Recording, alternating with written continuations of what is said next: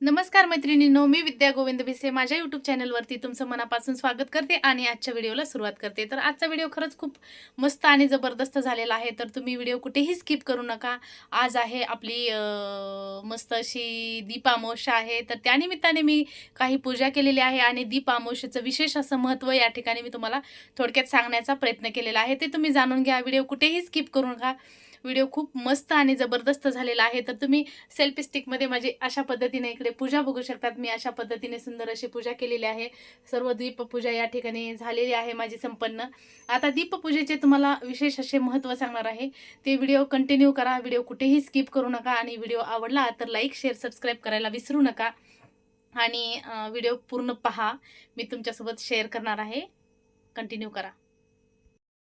तर सुरुवातीला मी तुम्हाला माझे तर मी तुम्हाला सुरुवातीला दीप अमावस्येच्या हार्दिक हार्दिक शुभेच्छा देते. आणि आज माझं देवघरातील नजारा कसा दिसत आहे आणि माझे हे स्वामी समर्थ महाराज, ही लक्ष्मी माता, तसेच मी माझी रोजची देवपूजा कशा पद्धतीने करते हे देखील मी तुम्हाला माझ्या रोजच्या रुटीनमध्ये शेअर करणार आहे. तर अशा पद्धतीने मी इकडे सर्व अशी पूजा छान यथासांग पद्धतीने आटपून घेतलेली आहे. तुम्ही इकडे बघू शकतात. आणि अशा छान पद्धतीने आता इथे मी मस्त अशी दीपकांची पूजा केलेली आहे. तर दीपकांचे महत्त्व आणि ही पूजा केल्याने काय फळ मिळते हे तुम्हाला मी सर्व उर्वरित माहिती या ठिकाणी देणार आहे. तर मी अशा पद्धतीने इकडे रांगोळी वगैरे काढून घेतलेली आहे. तर तुम्हाला ते सुद्धा सांगायचं आहे की पूर्णपणे डेकोरेशन कसं झालेलं आहे आणि कशा पद्धतीने ही पूजा झालेली आहे. इकडे धूप वगैरे लावून घेतलेला आहे. हे असे 5 दीपक पूजा करून या ठिकाणी मी मस्त असे पूजा वगैरे करून पेटवून घेतलेले आहेत, प्रज्वलित केलेले आहेत. तर अशा पद्धतीने दीपकांची पूजा केली जाते आणि ह्याचे थोडक्यात महत्त्व मी या ठिकाणी तर सुरुवातीला आपण काय करणार आहोत, दिव्याची पूजा करून घेणार आहोत. तर या अशा पद्धतीने आपल्याला इकडे दिव्याची पूजा यथासांग पद्धतीने करून घ्यायची आहे. तर हा हा वर्षातून एकच वेळा येत असतो, दीपामावस्या. तर प्रत्येक रूढी परंपरेनुसार पूर्वजांनी हे सण जसे जोपासले आहेत, पूर्ण गोष्टी केलेल्या आहेत, तसे आपल्याला या ठिकाणी करून घ्यायचे आहेत. तर आपण अशा पद्धतीने पूजा जर केलेली आपण केलेली आपल्या लेकरांनी पाहिली तर ती पुढची पिढी देखील ह्या पद्धतीने पूजा करणार आहे, बरोबर. तर अशा पद्धतीने सुंदर अशा पद्धतीने या ठिकाणी मी हळदी कुंकू वगैरे सगळं ठिकाणी दिव्यांना लावून घेतलेलं आहे. ते बघू शकता तुम्ही. पुन्हा नंतर आपण इथे हराळी आणि आगारडा अशा पद्धतीने वाहून घेतलेला आहे. तर नंतर काय करायचं आपल्याला, मस्त पूजा झाल्याच्या नंतर असे फुलं वगैरे मी या ठिकाणी टाकून घेणार आहे, वाहून घेणार आहे. आणि ह्या गुलाबजामुनचा मी या ठिकाणी नैवेद्य केलेला आहे. तर आता मी तुम्हाला थोडक्यात या दिव्याच्या अमावस्येची थोडक्यात माहिती सांगते. तर एकदा बघू शकता तुम्ही, अशा प्रकारे सर्व पूजा वगैरे आटपून झाल्याच्या नंतर हा नजारा असा पाहायला मिळणार आहे. तर कसं वाटतंय ते नक्की बघा. आणि मी तुम्हाला आता थोडक्यात या दीप अमावस्येची माहिती सांगणार आहे. तर दिव्याची अमावस्या का करायची असते, का बरं नाही, हे केल्याने काय होता काय नाही होत, हे आपल्याला या व्हिडिओच्या माध्यमातून जाणून घ्यायचं आहे. दीप अमावस्या ही आषाढ महिन्याच्या अमावस्याला साजरी केली जाते. महाराष्ट्रात या दिवसाला विशेष असे धार्मिक महत्त्व दिलेले आहे. अशा घरातील दिवे, समया, पंत्या, दीपक असे वेगवेगळ्या प्रकारचे दिवे वगैरे या ठिकाणी आपल्याला स्वच्छ करून घ्यायचे आहेत आणि त्याची या ठिकाणी यथासांग पद्धतीने आपल्याला पूजा करायची आहे. तर सांगायचं म्हणजे या दिवसाला काही ठिकाणी दिव्यांची अमावस्या असे देखील म्हणतात. संध्याकाळी घरात सर्व दिवे स्वच्छ करून त्यांना तेलवाती लावल्या जातात. सुंदर अशी रांगोळी काढली जाते. कुणी फुलांची काढते तर कुणी रांगोळीपासून रांगोळी तयार करते. आणि सुंदर असं दीपपूजन झाल्याच्या नंतर मस्त असं दिव्यांना हळदी कुंकू वगैरे या ठिकाणी लावलं जातं. ते या व्हिडिओमध्ये तुम्ही पाहिलेलं आहे. मी सुरुवातीला दिव्यांची पूजा करून घेतली आणि नैवेद्य वगैरे अर्पण केलेला आहे. आणि या ठिकाणी विशेष म्हणजे तुम्ही वस्त्रमाळ देखील करू शकता. तर माझ्याकडे मोत्याची माळ होती, मी त्याचंच या ठिकाणी वस्त्र घातलेलं आहे. आणि अशा पद्धतीने इकडे समईमध्ये तुम्हाला आगारडा आणि हराळी फुलं असे वाहिलेले दिसत आहेत. तर अशा पद्धतीने हे वाहून घ्यायचे आहेत, जे की श्रावण महिन्यामध्ये जे आपल्याला या ठिकाणी दिसतात ते या ठिकाणी आपल्याला वाहण्याचा प्रयत्न करायचा आहे. तर सांगायचं म्हणजे हे आधारस्तंभ असतात.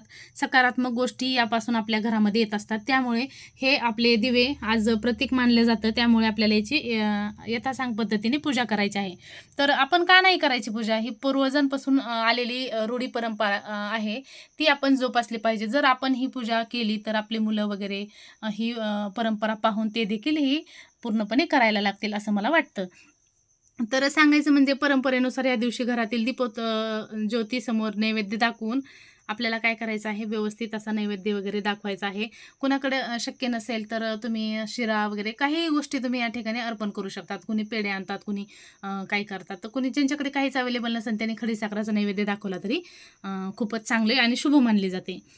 कुटुंबामध्ये पुरणपोळी, खीर किंवा गोड पदार्थाचा नैवेद्यही या ठिकाणी विशेष अशा प्रकारे दाखवला जातो आणि त्यांचे असे दिव्यांचे मस्त असे कौतुकही या ठिकाणी केले जाते. तर कौतुक करणे म्हणजे काय, थोडक्यामध्ये दिवे प्रज्वलित करणे, व्यवस्थित असं त्यांचे स्वच्छ करून घेणे. वर्षातून एकदाच ही परंपरा असते. तर आपण जसं की घरातले सर्व गोष्टी जसं दसऱ्याच्या टायमिंगमध्ये आपण दसरा काढून घर स्वच्छ करत असतो, तसे याच पद्धतीने दीपामावश्याला दिवे हे स्वच्छ केले जातात. जसा दिवा अंधाराकडून प्रकाशाकडे नेतो, तसंच आपल्या जीवनामध्ये सुद्धा चांगले विचार आणि सकारात्मक परिणाम ह्या गोष्टी जर आपण केल्या तर आपल्याला पाहायला मिळतात. तर उर्वरित अशी कहाणी मी तुमच्यासमोर अमावस्येनिमित्त तुमच्यासमोर सादर करणार आहे. तर ही तुम्ही कहाणी पूर्ण ऐका आणि श्रवण करा आणि पहा मी कशा पद्धतीने केलेली आहे कहाणी, ही तुम्हाला या व्हिडिओच्या माध्यमातून दिसणारच आहे. तर एकदा एका गावामध्ये गरीब स्त्री राहत होती. ती खूप श्रद्धाळू, दयाळू होती आणि खूप कष्टाळू पण होती. तर संध्याकाळी ती घरात तील दिवे भक्तिभावाने प्रज्वलित करायची, रोज दिवे लावायची, सायंकाळ झाली की शुभम करोती म्हणायची. असं तिचं परंपरा या ठिकाणी नेहमी सुरू असायची. तर सांगायचं म्हणजे आषाढ महिन्यातील अमावस्येच्या दिवशी तिने या घरातील सर्व दिवे स्वच्छ केले, मस्त अशी पूजा केली, मनोभावे प्रार्थना केली की माझ्या घरामध्ये नेहमी ज्ञानाचा, सुखाचा आणि समाधानाचा प्रकाश राहू दे रे देवा, म्हणून तिने दिवे प्रज्वलित केलेले आणि मस्त अशी पूजा वगैरे केलेली. तिची श्रद्धा पाहून देवी तिला प्रसन्न झाली आणि देवीने तिला आशीर्वादही दिला. तर सांगायचं म्हणजे कुठलीही गोष्ट जर मनातून आपण केली, जोपासली, तर आपल्याला आशीर्वाद हे आपल्या कार्याचं बक्षीस या ठिकाणी मिळणारच असतं. बरोबर. तिची ही श्रद्धा पाहून पाहून देवी प्रसन्न झाली आणि तिला आशीर्वादही या ठिकाणी दिलेला आहे. कोणी दिव्याची श्रद्धेने पूजा करेल त्याच्या जीवनातील अज्ञानरूपी अंधार दूर होऊन सुख समृद्धी आणि नकारात्मकता नांदेल. हे या व्हिडिओच्या माध्यमामधून मला तुम्हाला या ठिकाणी सांगायचे आहे. जेव्हापासून आषाढ अमावस्येला घरातील दिवे स्वच्छ करून त्यांची पूजा करण्याची परंपरा सुरू झाली आहे असे मानले आहे. तर ही परंपरा सुमारे 1800 वर्षाच्या आधीपासून ही आपले आजोबा पणजोबा आहेत त्यांच्या आधीपासूनही ही परंपरा आपले पूर्वज करत आहेत. बरोबर. तर ह्या परंपरा आपण जोपासल्या पाहिजेत. या विधीपूर्वक पद्धतीने या परंपरा आपण या ठिकाणी केलेल्या पाहिजेत. तर तेव्हापासून काय झालेलं आहे, आषाढ महिन्याच्या अमावस्येला घरातील जेवढे काही दिवे असतात, पणत्या असतात, समया असतात, ह्या सर्व काढल्या जातात बाहेर, स्वच्छ केल्या जातात, त्यांची विधीपूर्वक पूजा केली जाते. ही परंपरा आहे म्हणून ह्या गोष्टी आपल्याला करायच्या आहेत आणि या गोष्टीपासून खरंच म्हणजे पॉझिटिव्ह एनर्जी येते, असंही या व्हिडिओच्या माध्यमातून आपल्याला एक संदेश द्यायचा आहे. तर सांगायचं म्हणजे दिवा केवळ घरातील अंधार दूर करत नाही, दिवा केवळ घरातील अंधार दूर करत नाही, तर तो आपल्या मनातील अज्ञान, नकारात्मकता आणि निराशता दूर करण्याचे प्रतीक आहे. बरोबर ना? तर त्यामुळे प्रत्येकाने मला वाटते की दीपामावस्या ही एकदम छान प्रकारे केली पाहिजे सेलिब्रेशन. आणि मला ज्या गोष्टी माहिती होत असतात त्या मी तुमच्यापुढे पर्यंत पोहोचवण्याचा प्रयत्न करत असते. तर माझा व्हिडिओ तुम्हाला कसा वाटला ते देखील तुम्हाला या व्हिडिओच्या माध्यमातून मला सांगायचं आहे. आणि एकदा बघू शकतात, हे बघा अशा पद्धतीने मी सर्व, हे बघा छान अशा पद्धतीने माझी पूजा वगैरे आटपून, हे आहेत आपले लड्डू गोपाल आणि ही आहे माझी आजची पूजा. ठीक आहे ना? तर बघा तुम्ही.